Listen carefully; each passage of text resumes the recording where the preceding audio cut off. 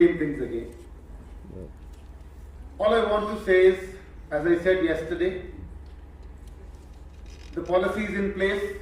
It was formulated after a lot of discussion. Now is the time for implementation.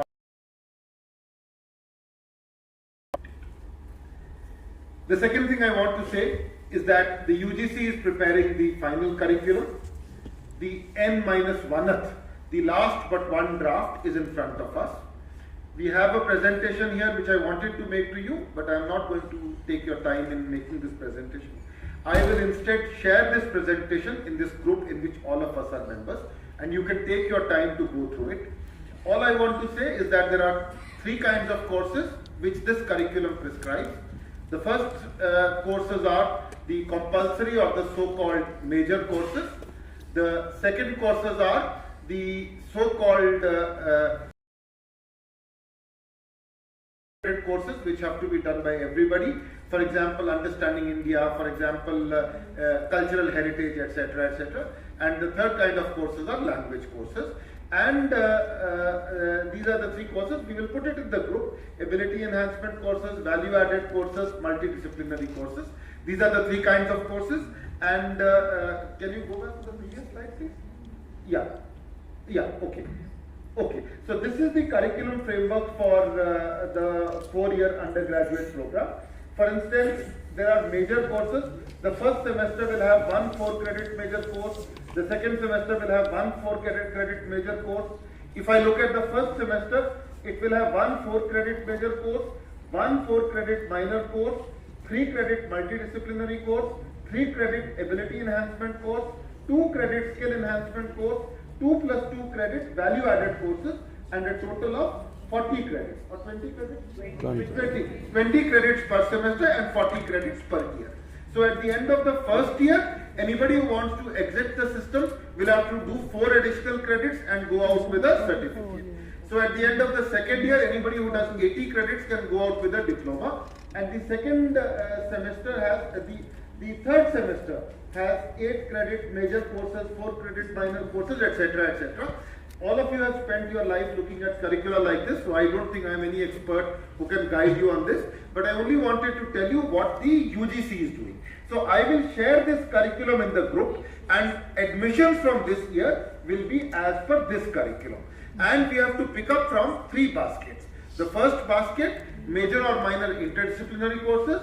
The second basket, ability enhancement courses. The third basket, skill enhancement courses. And within each basket, courses have further been subgrouped. For example, in the major and minor interdisciplinary courses, there is one subgroup which is on humanities. This will include humanities courses. Will include fine arts courses. There is a third subgroup which will include natural sciences. The fourth subgroup will include communication courses, and there are various subject combinations which are possible. So we will put out this entire presentation in the group for you to read, to you to study, and you to understand, and we are always there to guide you and to help you. I would request the Director of Colleges and our team to make sure that exercises like the present one are repeated at a smaller level with the faculty member and the principals of the institutions, so that there is no ambiguity, no lack of clarity about what we are supposed to do as part of the implementation of the national education policy. Then there are a series of other things which I spoke about yesterday. I will not repeat them, but after a couple of days I will speak to the principals in smaller groups. Maybe a couple of colleges will be clustered together, and we will speak to them so that we can have a closer interaction with larger time for question and answers, and to remove any ambiguity so that we are able to fully implement the policy. But at the end of the day, I have absolutely no doubt that the Union Territory of Jammu and Kashmir is far, far ahead of any state or Union Territory in the country when it comes to implementing the national education policy.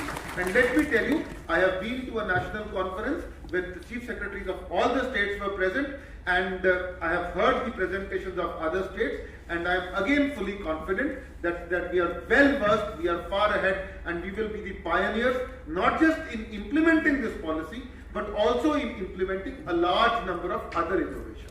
I gave you 2 examples yesterday. The Kashmir University has a Directorate of Lifelong Learning. The IIT at Jammu has a center for essential skills. The IUST is organizing BVOC courses in medical education. Is that right? Medical education. The Kashmir University is organizing undergraduate skill courses in media and in automobiles. So these are some of the things which are not being done in most of the states and union territories of the country. We are already far ahead. We will further be ahead. I spoke to you about feedback yesterday, about 3 kinds of feedback that we are doing. Once our portal is in place, I have absolute confidence in you, and I assure you that please go ahead, implement the policy with all the force at your command, and we in the department are there to take care of all your needs. I made a mention of the few things that we are doing for all of you. These included permissions for higher education, permissions for obtaining PhDs, skill enhancement courses by traveling abroad, participating in seminars, time-bound promotion programs, promotions at various levels, DPCs. So we will take care of your administrative issues.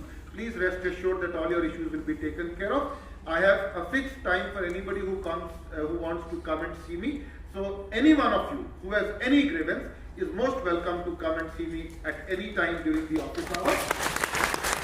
So many of you have been coming and seeing me, and please forgive me if I am blunt sometimes. If I feel you are making an unreasonable demand, rather than pleasing you with pleasant words, I will prefer to say that your demand or your request cannot be met.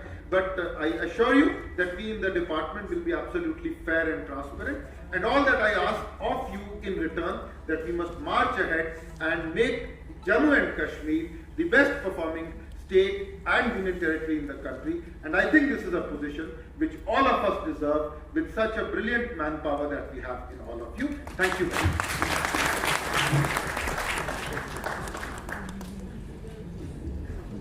Thank you very much, sir, for those encouraging remarks about the conference. We feel honored to work under your dynamic leadership and guidance for implementation of the new Education Policy 2020. At the end, I request Professor Masood Ahmed Malik from the host college, Head Department of Functional English, to come here for the vote of thanks.